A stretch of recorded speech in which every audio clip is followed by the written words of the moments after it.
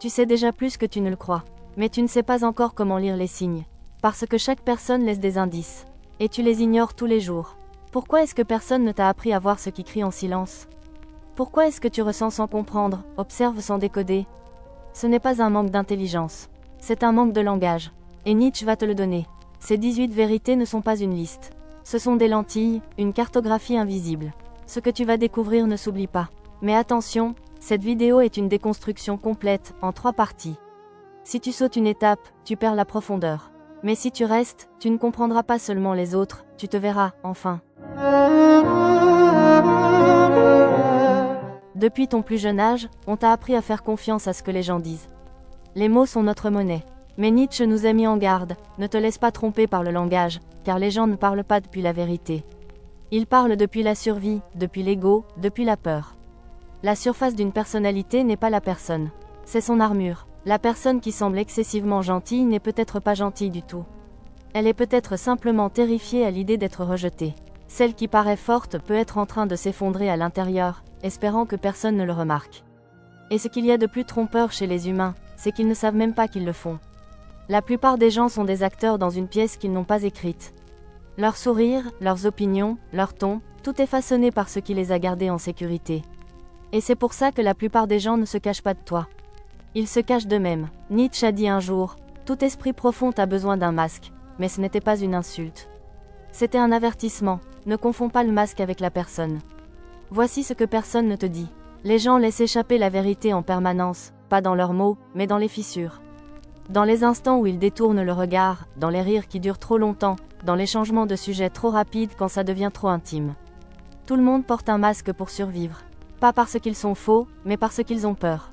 Pour survivre dans la société, les gens créent une version d'eux-mêmes qu'ils espèrent acceptable. Mais les masques ne sont pas parfaits. Ils glissent. Et le premier signe de vérité, c'est l'attention. Observe ce qui rend quelqu'un mal à l'aise. C'est là que la vraie personne commence. Deuxième vérité, ce que quelqu'un déteste chez les autres révèle ce qu'il cache en lui-même. C'est l'un des éclairs les plus tranchants de Nietzsche, la projection. Quand quelqu'un se moque sans cesse de l'arrogance, il est souvent en insécurité face à sa propre valeur. Quand quelqu'un ne cesse de dénoncer le mensonge chez les autres, il cache probablement une vérité qu'il n'a pas encore affrontée. Nous haïssons chez les autres ce que nous avons peur d'admettre en nous-mêmes. Alors si tu veux lire quelqu'un, ne regarde pas seulement ce qu'il admire. Regarde ce qu'il critique et pourquoi. Troisième vérité, le silence révèle plus que les mots. Nietzsche ne croyait pas que la vérité venait du langage. Au contraire, il voyait le langage comme un outil du troupeau, souvent utilisé pour éviter d'affronter la réalité. Quand quelqu'un hésite avant de répondre, quand il esquive certains sujets, quand il donne des réponses courtes et mécaniques à des questions profondes, ce silence est plus fort que n'importe quel discours. Une personne qui évite la vulnérabilité révèle tout ce qu'elle craint. Quatrième vérité, la vertu excessive est souvent une vanité déguisée. Méfie-toi de celui qui proclame bruyamment sa pureté, de celui qui corrige sans cesse les autres, qui prêche à tout bout de champ. Nietzsche appelait cela la volonté de puissance déguisée. Parfois, la morale devient un masque de supériorité. Plus le signal de vertu est fort, plus il y a de chances qu'il cache quelque chose derrière. La vraie bonté n'a pas besoin d'applaudissements. Cinquième vérité, les gens ne te mentent pas en premier. Ils se mentent à eux-mêmes. Et ça change tout. Les mensonges que tu entends, je vais bien. C'est du passé, je m'en fiche, ne sont pas des mensonges pour te blesser. Ce sont des mensonges qu'ils ont répétés si souvent qu'ils y croient. Nietzsche voyait l'auto-tromperie non comme un mal, mais comme une défense. Un moyen de continuer à fonctionner dans un monde douloureux. Alors quand l'histoire de quelqu'un ne tient pas tout à fait debout, ne suppose pas qu'il essaie de te tromper. Comprends qu'il se trompe lui-même depuis bien plus longtemps. Et c'est ce qui rend la lecture possible, les incohérences révèlent la vérité. Sixième vérité, là où quelqu'un se sent supérieur, il cache une infériorité. C'est du Nietzsche pur. Il croyait que la supériorité est souvent une surcompensation. Si quelqu'un te rappelle constamment ses réussites, il craint probablement de ne pas être assez. Si quelqu'un rabaisse les autres avec désinvolture, il est probablement terrifié à l'idée d'être ignoré. La vraie confiance ne cherche pas à dominer. Elle existe, simplement. Alors si quelqu'un a besoin de contrôler, de prouver, de régner, regarde plus profond. Derrière le trône, tu trouveras souvent un enfant effrayé portant une couronne. Lire les gens, ce n'est pas les juger, c'est comprendre leur noyau. Quand quelqu'un interrompt constamment, tu sais désormais que ce n'est pas toujours de l'arrogance. Cela peut être la peur d'être oublié. Quand quelqu'un publie obsessionnellement sur le bonheur, cela peut être un appel à l'aide. Quand quelqu'un évite le contact visuel en disant « je vais bien », tu sais qu'il faut écouter le corps, pas la phrase. Utilise ces vérités non pas pour prendre le pouvoir, mais pour offrir de la compassion. Parce que plus tu vois quelqu'un clairement, moins tu es susceptible de le haïr. Et c'est ça, le secret de Nietzsche. Il ne voulait pas que tu vois à travers les autres pour les contrôler. Il voulait que tu vois à travers eux pour cesser d'être dupé et commencer à te connecter. Et si tu as déjà regardé quelqu'un en sentant que tu ne voyais que la surface, si tu as déjà souhaité pouvoir décoder ce qui se passe vraiment sous le masque, laisse un commentaire ci-dessous. Parlons de ces moments où les gens t'ont montré la vérité sans dire un mot. Il y a bien plus à venir, et tu voudras voir la suite des vérités de Nietzsche se dévoiler. C'est une chose de remarquer le masque. C'en est une autre de le voir se fissurer. Si tu as déjà été attentif, tu l'as probablement vu se produire. Un éclair de malaise quand les croyances sont challengées. Le changement de ton quand le sujet devient trop intime. Le rire nerveux qui ne colle pas aux mots. Ces moments ne sont pas des erreurs. Ce sont des indices. Et si tu sais quoi chercher, tu commenceras à comprendre que les gens ne sont pas difficiles à lire. Ils ont juste peur d'être vus. Dans la première partie, on a exploré comment les gens construisent des personnages pour se protéger. Mais ici, dans la deuxième partie, on va plus loin dans les endroits où ces personnages commencent à se briser. Parce que Nietzsche croyait que le soi n'est pas une chose stable. C'est une performance, un rôle cousu pour survivre au monde. Et au moment où il est menacé, la vérité s'échappe. La plupart des actions sont motivées par la peur. Commençons ici, car c'est plus universel que tu ne le crois. 7. La plupart des actions sont motivées par une peur inconsciente. Pose-toi cette question. Pourquoi quelqu'un explique-t-il trop ? Pourquoi domine-t-il une conversation ou disparaît-il complètement ? Pourquoi dit-il oui alors qu'il pense clairement non ? La peur, peur de l'abandon, du rejet, de l'humiliation, de l'échec. Nietzsche savait que les humains agissent rarement par pur désir. Ils agissent par une peur profonde de perdre leur statut, leur amour, leur valeur personnelle. Alors quand tu veux lire quelqu'un, cesse de te concentrer sur ce qu'il dit vouloir. Demande-toi plutôt, de quoi a-t-il peur de perdre ? C'est là que vit la vérité. La critique est un miroir. La prochaine fois que quelqu'un critique constamment les autres, écoute attentivement. 8. Quand quelqu'un critique trop, c'est de la projection. L'homme qui se moque des gens émotionnels est peut-être terrifié par ses propres émotions. La femme qui rabaisse les autres sur leur apparence mène peut-être une guerre secrète avec son propre reflet. Nietzsche disait que le jugement ne parle presque jamais de l'autre. Il parle du soi. Alors quand tu entends des critiques répétées, ne sois pas distrait par la cible. Remonte la ligne jusqu'au locuteur. Quelle partie de lui essaie-t-il de rejeter ? La projection n'est pas juste un mécanisme de défense. C'est une confession. Si tu écoutes bien, elle te dit exactement où vit la douleur de quelqu'un. La confiance est souvent une culpabilité déguisée. Tu as sûrement déjà rencontré ce genre de personne, celle qui semble trop sûre d'elle, toujours en contrôle, toujours composée. Mais observe assez longtemps, et tu verras la tension dans sa mâchoire, la manière dont elle surprépare, la nervosité sous pression. 9. La culpabilité se cache derrière la fausse confiance. Nietzsche a observé ce phénomène chez les leaders, les enseignants, les prédicateurs, ceux qui affichent une certitude parce qu'ils ont peur d'être vus. Quand quelqu'un semble chroniquement confiant, cherche la culpabilité qu'il essaie d'enterrer. Peut-être qu'il regrette quelque chose. Peut-être qu'il tente de prouver qu'il n'est plus celui qu'il était. La vraie paix ne se met pas en scène. Alors quand quelqu'un paraît trop sûr de lui, ne sois pas intimidé. Sois curieux. L'exagération révèle la vérité cachée. C'est subtil, mais puissant et une fois que tu le vois, tu ne peux plus l'ignorer. 10. Les gens se trahissent par l'exagération. Quelqu'un qui répète sans cesse « je me fiche de ce que les gens pensent » se soucie probablement énormément du regard des autres. Quelqu'un qui affirme « je suis toujours heureux » ne l'est probablement pas. L'exagération est un signal. C'est l'ego qui tente d'étouffer le doute. Nietzsche croyait que l'extrémisme, dans n'importe quelle direction, est une forme de déséquilibre, pas de force. Alors quand les paroles de quelqu'un semblent trop absolues, ne crois pas le contenu. Lis l'insécurité en dessous. L'exagération est un volume. La vraie question, c'est « qu'essaie-t-il de faire taire ?» Le besoin de contrôle masque le chaos intérieur. Le contrôle, on le cherche partout dans le travail, les relations, les routines. Mais certaines personnes le désirent jusqu'à l'obsession.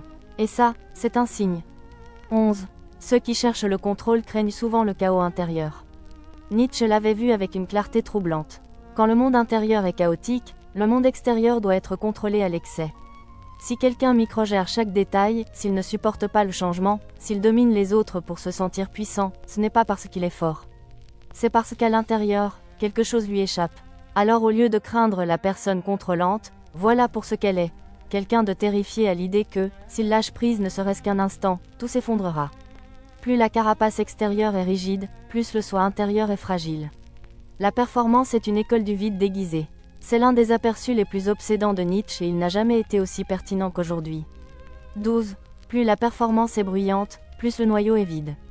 Regarde les réseaux sociaux. Cette énergie infinie du « regardez-moi », les poses parfaites, les mises à jour constantes, l'identité soigneusement construite.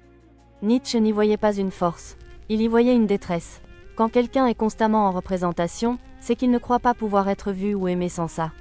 Alors il crée du bruit, de la couleur, du drame. Mais celui qui se connaît vraiment n'a pas besoin d'être regardé. Il est déjà entier. Alors quand la vie de quelqu'un ressemble à une performance, souviens-toi de ceci, ce n'est pas une démonstration de puissance. C'est un murmure de besoin. Tout s'assemble, tu le sens probablement maintenant. Le basculement, tu entres dans une pièce, et soudain, les schémas parlent plus fort que les mots. Tu vois quelqu'un interrompre sans cesse et tu comprends qu'il est terrifié à l'idée d'être oublié. Tu vois quelqu'un se vanter sans arrêt et tu ressens sa blessure invisible. Tu ne lis pas dans les pensées, tu lis dans le masque. Et Nietzsche t'a donné la lampe torche. Ce n'est pas juste une compétence, c'est une responsabilité, parce qu'une fois que tu apprends à voir les gens clairement, tu ne peux plus désapprendre. Et tu commenceras à comprendre que la plupart des gens souffrent en silence derrière des sourires polis. Les lire ne sert pas à prendre l'avantage, cela sert à offrir de la grâce. Quand tu vois l'enfant derrière le critique, la peur derrière le tyran, la culpabilité derrière l'arrogance, tu ne deviens pas plus faible. Tu deviens inébranlable. Tu veux aller plus loin ? Si cette partie de la vidéo t'a ouvert les yeux, attends la dernière. Parce que dans la troisième partie, on enlève la dernière couche. On explorera comment les blessures les plus profondes de l'enfance se manifestent dans les personnalités adultes. Comment l'envie, le silence, le besoin d'être reconnu révèlent l'âme. Tu découvriras les 6 dernières vérités qui te permettront de voir les gens avec une clarté absolue. Mais surtout, tu te comprendras toi-même. À ce stade, quelque chose en toi a changé. Tu ne fais plus que voir les gens. Tu les lis, pas comme des coupables, pas comme des victimes, mais comme des êtres humains qui essaient de survivre avec des masques qu'ils n'ont même pas choisis. Mais ce n'est pas fini, parce que derrière chaque comportement, il y a une croyance. Et derrière chaque croyance, il y a une blessure. Cette dernière partie est celle où l'on apprend à reconnaître l'âme. L'histoire profonde qui se cache sous la surface de chaque personne que tu rencontres. Nietzsche n'a pas seulement exposé les schémas, il a éclairé leur origine. Finissons ce que nous avons commencé. 13. Personne ne parle depuis la logique, tout le monde parle depuis la douleur. Tu pourrais croire que les gens sont rationnels, qu'ils argumentent avec des faits, qu'ils prennent des décisions avec logique. Mais Nietzsche pensait autrement. Il croyait qu'au fond de chaque raisonnement logique se cache une blessure émotionnelle.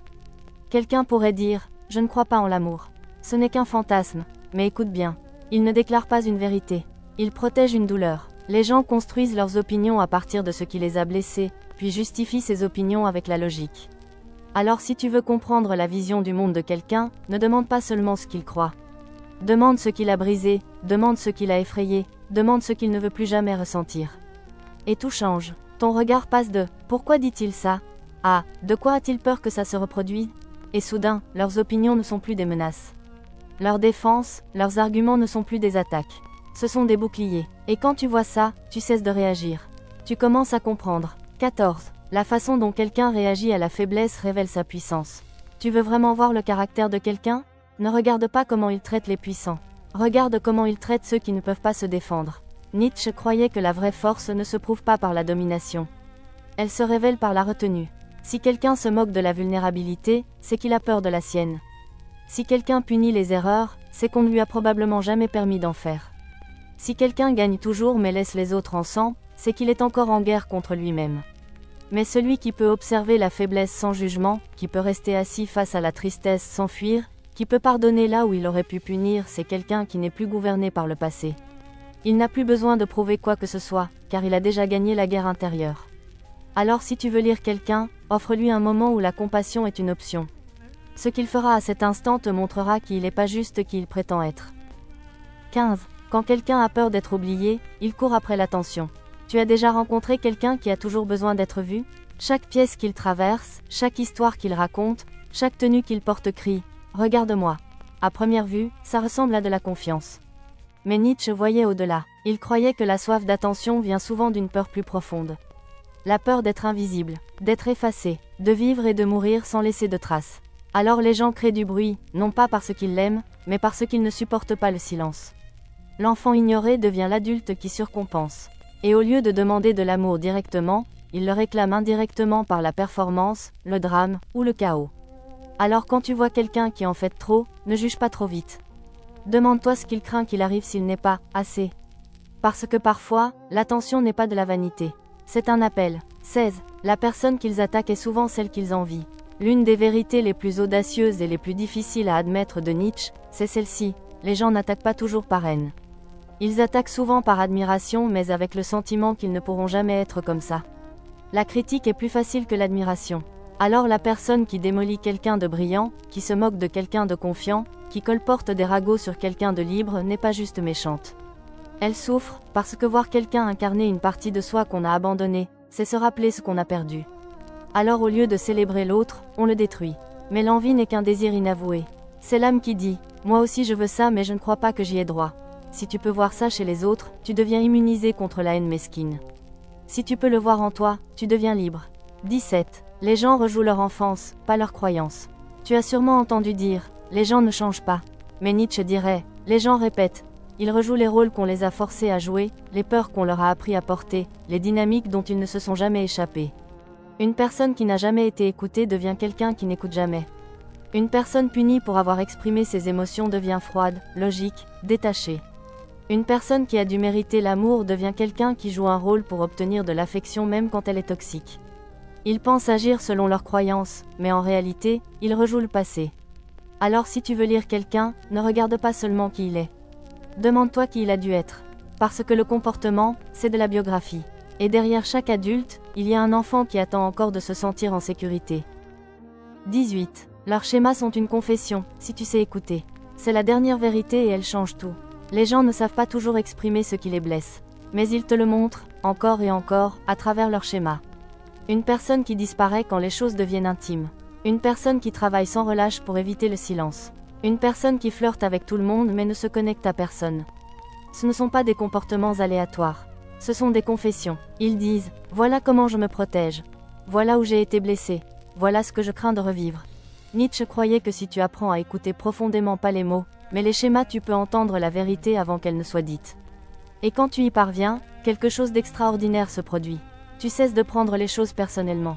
Tu cesses de juger. Tu commences à comprendre. Tu deviens un miroir, pas une arme.